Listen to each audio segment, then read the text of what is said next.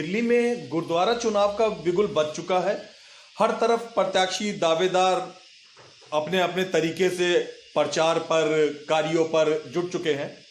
पूरी दिल्ली में इस समय में ये कहने में बिल्कुल संकोच नहीं कि दिल्ली के निगम उपचुनावों का भी उतना जोर शोर नहीं है जितना कि दिल्ली उपचुनावों का प्रचार हो रहा है या जितनी उसके विषय में बात हो रही है। सिंह इज किंग के हिसाब से बोले तो सरदार जी कोई भी काम करें और वो प्रचारित ना हो, ऐसा हो ही नहीं सकता। गुरुद्वारा चुनाव इस समय छाया पड़ा हुआ है अखबारों में, टीवी पर, जनता के मुद्दों के ऊपर। आज हम मौजूद हैं चंदर विहार में। चंदर विहार में इस समय हम श्री मंजीत सिंह खालसा जी के पास मौजूद हैं, जो यहाँ चंदर विहार के पुराने निवासी हैं और गुरुद्वारा चुनाव के लिए दावेदार हैं। इसी के विषय में बात करेंगे सुभाष जी। नमस्कार जी। गुरुद्वारा के जो चुनाव चल रहे हैं, इसमें आपकी पार्टी द्वारा जो उम्मीदवार खड़े किए जा रहे हैं, उसमें किन चीजों को ध्यान में रख के किया जा रहा है? हमारी पार्टी से की तरफ से जो उम्मीदवार उतारे जा रहे हैं, सबसे पहले वो निरपेक्ष होना चाहिए। पार्टी के एक सिख की जो रहत है उसके पास होनी चाहिए। वो हर चीज़ से सिख निरपेक्ष होना चाहिए। और जिसको इलेक्शन लड़ने के लिए पंजाबी जरूरी आनी चाहिए, जो पंजाबी का फॉर्म सबमिट कर सके। बहुत बढ़िया। ये हमारी पार्टी का सबसे पहला सवाल है। आप अभी पिछली बार भी मेंबर हैं, तो उसके बारे में अपना पिछला सामाजिक कार्यों का बताएं। लास्ट टाइम हमने हमारी पार्टी से गुरुद्वारा चुनाव के लिए लाइनें उतरी थी। हाँ जी। जिस वक्त हमें इलेक्शन लड़ा, उस वक्त हमारी पार्टी को 15-20 दिन हुए आए थे। हमारा एक चुनाव के लिए जो रजिस्टर्ड हुआ था ट्रैक्टर, उसके बाद हमने भी पहली बार जिंदगी में इस चुनाव में पाँव रखा था। हाँ जी। और जिसके बावजूद मैंने चंदर में 10% वोट लेकर अपनी एक यहाँ पे पहचान बनाई। उस पहचान के बावजूद हमने 4 साल में काफ़ी ज़्यादा काम किए हैं, जो मैं ही नहीं जानता। मेरे से पूछने जुड़ी पूरी कॉलोनी हमें जानती है, तो कॉलोनी का नाम है।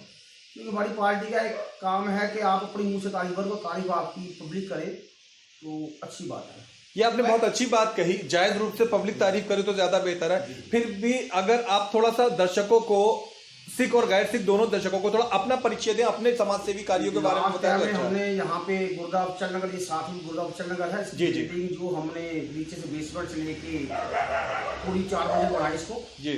इसमें कॉन्वेंट होने के कारण ये काम मैंने गुरुद्वारा पर से छोड़ा जी। उसके बाद में खंडा साहब हमने सब संगत के शौक से बनाया, जो मैंने आगे लग के बनाया जी। एक हमारी NGO है नानक जी चैरिटेबल फाउंडेशन जी, जिसके बेस पे हम सारा काम कर रहे हैं। अच्छा। आज हम अभी 2-3 दिन से मैं हजूर से जत्था लेके जा रहा हूँ जी, जिसमें मैं मिनिमम किराया लेके कम से कम 200 आदमी यात्रा संगत को कराने जा रहा हूँ जी। और ये भी हमारा एक पार्टी का बहुत बड़ा उपराला है जी। तो ये कुछ और सामाजिक आपके यहाँ पे द्वारा कार्य किए गए, वो पार्टी के द्वारा हमने पीछे कोविड, आपने जैसे पूरी दुनिया में कोविड फैल चुका था जी।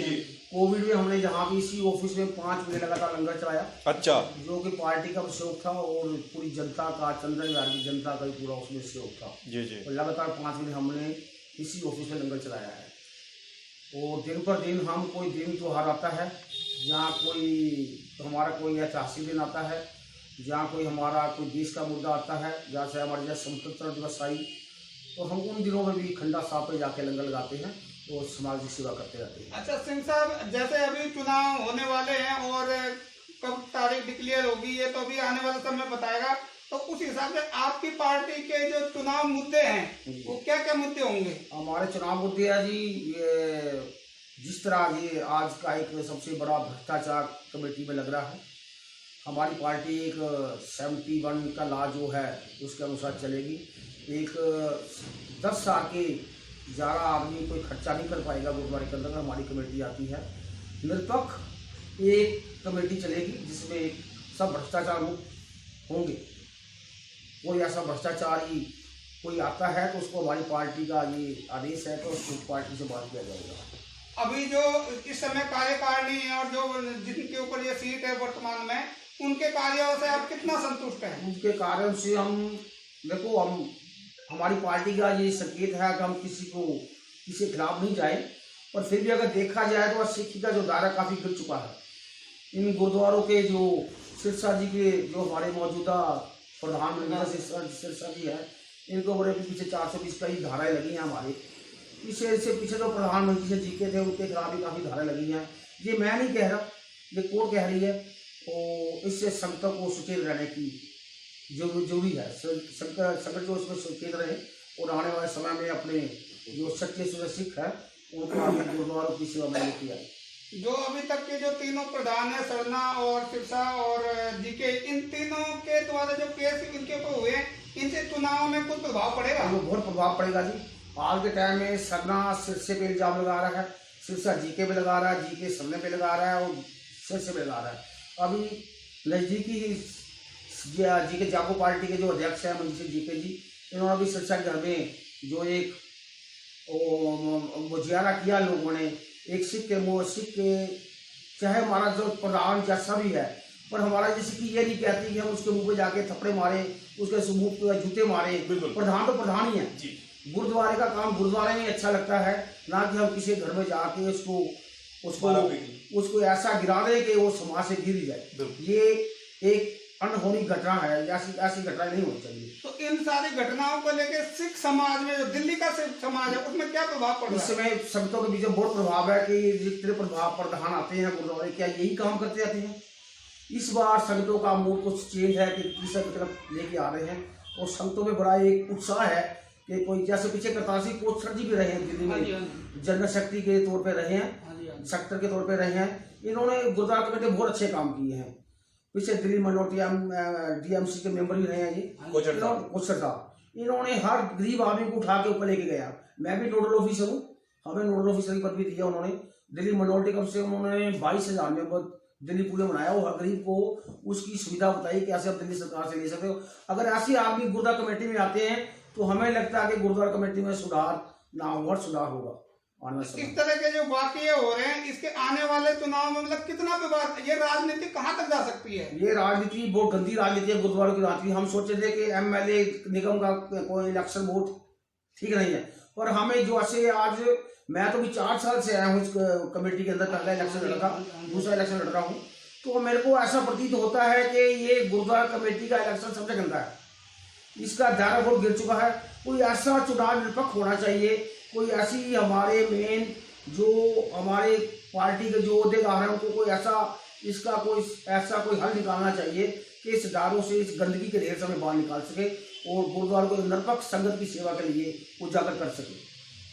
आपकी पार्टी द्वारा जो आपके मुद्दे हैं, इन मुद्दों के अलावा कोई ऐसा मुद्दा है जो आप सिख समाज को बताना चाहते हैं? मैं एक ऐसा मुद्दा कहना चाहता हूं जो मैंने पार्टी के बीच में लास्ट टाइम भी रखा था, अभी मैंने 10 दिन पहले भी रखा था, कि एक रामदेव जो है पूरा दुनिया को चला रहा है, हर चीज चला रहा है।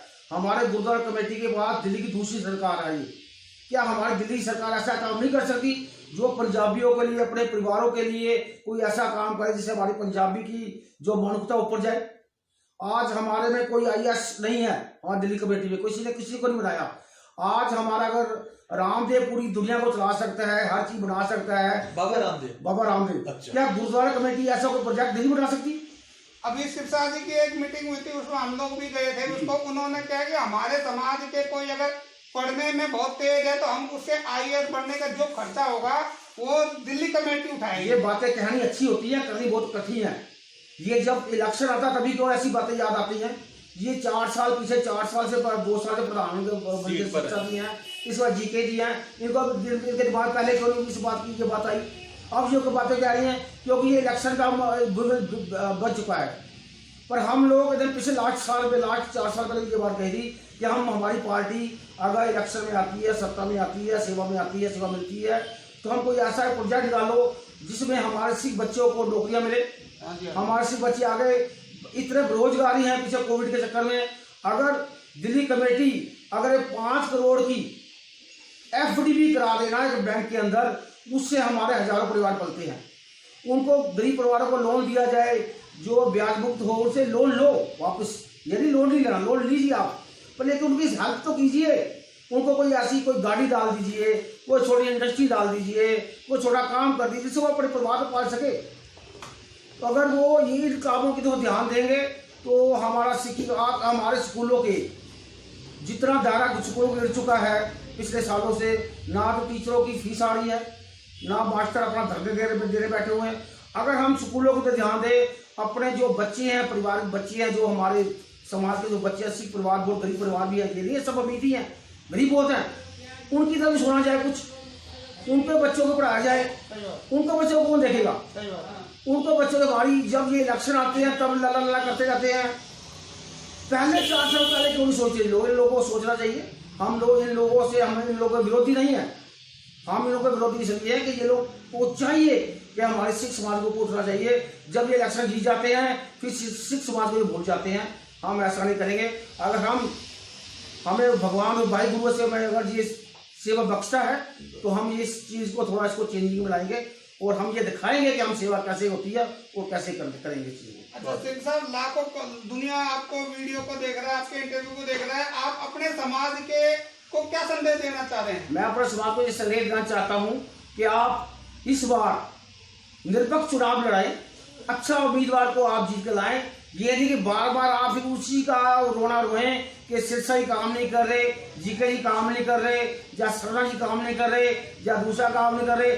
आप अपने इलाके में अच्छा उम्मीदवार लेके आए जिससे आपको उम्मीद है, जिसको आप अच्छी प्रकार भली प्रकार जानते हैं, जिसने समाज में काम किया हो, जो समाज के काम के हित में काम करता हो।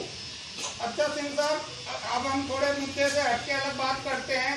जो 26 जनवरी को किसानों के बारे में बात कर रहे हैं, तो 26 जनवरी को जो दिल्ली के अंदर में हुआ, उसमें आपकी पार्टी का क्या नजरिया है? इस बारे में मैं ज्यादा नहीं कहना चाहता, पर जो 2 महीने से किसान एक अराव शांतिपूर्ण आंदोलन कर रहे थे, एक दिन में क्या हो गया उनको? एक दिन में मोदी मीडिया ने ऐसा कर दिया कि किसानों को बदामी में ले आए। ऐसा कौन है जिसे लाल किले पर जाके झंडा लड़ा दिया? अगर वहां पे हजारों की तादाद में पुलिस बैठी है लाल किले के अंदर, तो कैसे पुलिस को इजाजत मिल गई कि किसान अंदर चले जाए? Paramilitary force. अगर वहां पे कोई गोली चला दे लाल किले पे, तो कौन उसका जिम्मेवार है? ये मोदी मीडिया है, ये कुछ भी कर सकता है, ये उसके इशारे पे ही काम हुआ है। इसमें किसानों को दोष नहीं है, इसमें हमारी पार्टी आज भी किसानों के साथ खड़ी है, कल भी खड़ी है और खड़ी रहेगी उनके साथ। बहुत सेवा दल। मैं यहाँ पे पिछले 10 से यहाँ पे इस इलाके में का निवासी हूँ। अच्छा। मैं से पहले साउथ कोरिया का PR था, प्रवर रजीद था मेरा, वहाँ से मैं यहाँ पे आया। यहाँ पे आ गया, मैं आम पार्टी के साथ, समाज से जुड़ा हुआ हूँ, जो पिछले 4 साल से हम आम आदमी से जुड़े हुए हैं। इससे मैंने आम आदमी का काम बहुत किया है और मैं यहाँ वार्ड अध्यक्ष, पहले वार्ड अध्यक्ष था, मैं वाइस प्रेसिडेंट विधानसभा का हूँ। अच्छा। इसके नाते मैं पूरे जितने हमारे विधानसभा के मेंबर हैं, पार्टी के अध्यक्ष है, पार्टी के जितने भी हमारे पंचायत सदन के मेंबर हैं, सबका मैं बहुत बहुत धन्यवाद करता हूँ और खासकर मीडिया का धन्यवाद करता हूँ जिन्होंने मेरे को इस लायक समझा, जो हमारी यहाँ पे हमारी जो आवाज़ को बुलंद करके पूरे समाज को पहुँचाने की कोशिश की। और मैं एक बार फिर पूरे समाज को, पूरे अपने कार्यकर्ता को और पूरे हम नगर निवासियों को ये मैसेज देना चाहता हूँ कि इस बार आप एक निरपक्ष चुनाव लड़ें और एक सच्चे सुच्चे इंसान को आगे लेके आए, जो कि आपकी वाकई सेवा कर सके, जिसके दिल में सेवा का प्यार है, ना कि ऐसा आदमी आप लेके आए जो कि आप 4 साल फिर आप उसको सोचो कि हमने ये क्या कर दिया। इन सबसे मेरे एक निवेदन है कि आप मेरे को नहीं, आप किसी भी ऐसे उम्मीदवार को लेके आए जो कि आप पंथ की सेवा कर सके, वो पंथ को लेके आगे चले। मेरा यही आप सबसे निवेदन है। धन्यवाद। धन्यवाद। धन्यवाद। दर्शकों, वार्ड 10 के उम्मीदवार जसपाल जी भी हमारे बीच में मौजूद हैं। जसपाल जी, क्या कहना पसंद करेंगे इस मौके पर? सब तो पहला मेरा वाहिगुरु जी का खालसा, वाहिगुरु जी की फतेह। मैं समूह सिख समूह ਨੂੰ ਬੇਨਤੀ ਕਰਦਾ ਕਿ ਆਉਣ ਵਾਲੀਆਂ ਇਲੈਕਸ਼ਨਾਂ ਦੇ ਵਿੱਚ ਜੀ ਸਿਰਫ ਤੇ ਸਿਰਫ ਕੈਂਟਰ ਚੋਣ ਨਿਸ਼ਾਨ ਹੈ। ਪੰਥਕ ਸੇਵਾ ਦਲ ਨੂੰ ਸਪੋਰਟ ਕਰੋ, ਚੰਗੇ ਉਮੀਦਵਾਰ ਲੈ ਕੇ ਆਓ, ਤੁਹਾਨੂੰ ਚੰਗੀ ਸਿੱਖਿਆ ਮਿਲੇਗੀ, ਚੰਗਾ ਗੁਰਦੁਆਰਿਆਂ ਦਾ ਸੁਧਾਰ ਹੋਏਗਾ, ਚੰਗਾ ਸਕੂਲਾਂ ਦਾ ਸੁਧਾਰ ਹੋਏਗਾ। भाई ये मेरी बेनती प्रवान करो। वाहिगुरु जी का खालसा, वाहिगुरु जी की फतेह। धन्यवाद।